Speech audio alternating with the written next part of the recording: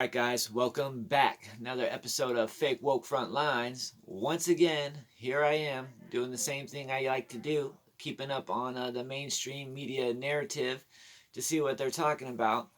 And once again, brings me to CNN. And here we go.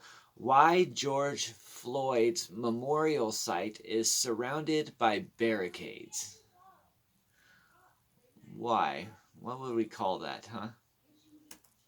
11th juror was selected in the trial of former Minneapolis police officer Derek Chauvin, who knelt on the neck of George Floyd for nearly 8 minutes in May 2020. Today, the Minneapolis City Council unanimously approved a $27 million settlement with Floyd's estate, which had sued the city for fostering a culture. Let's jump. I don't want to. There's a memorial and a place for prayer since last May, but now it's surrounded by barricades and increasing violence, as CNN's Sarah Seidner reports.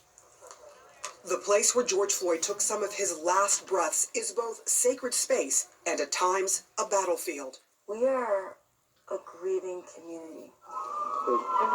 On any given day, I like how she says, at times, a battlefield. Well, maybe is it because the community has barricaded it off and refused to allow the police in?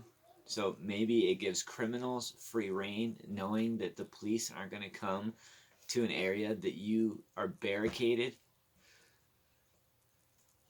Any given hour, the situation changes here. When we arrived, caretakers were cleaning up.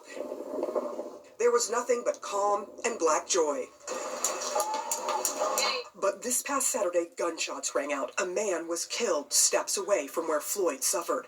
Business owners and some residents complained the sound of gunshots are not uncommon. It can happen anytime. Yesterday, like you mentioned, it was 1 o'clock in the afternoon, over 20 shots fired. In order to get into George Floyd Square, which is what they have dubbed the area where George Floyd took his last few breaths, you have to pass through barricades on every single side. There are also resident-appointed guardians of the square, sometimes refusing entry. None of it sanctioned by the city. Predominantly white neighbors. Isn't that an autonomous zone? Isn't that what that is? Isn't that what you should be calling it, CNN? You know what I mean? And not to mention, people have been dying there, so where's the outrage? You know what I mean? So not only one person has died there, 2 people have died there now during this whole thing going on. And it's a memorial site. A memorial site. Guys, the fake Wokians cringiness never ends. This girl that's talking in the background has a shirt that says "Love Trump Fear." Love Trump's fear.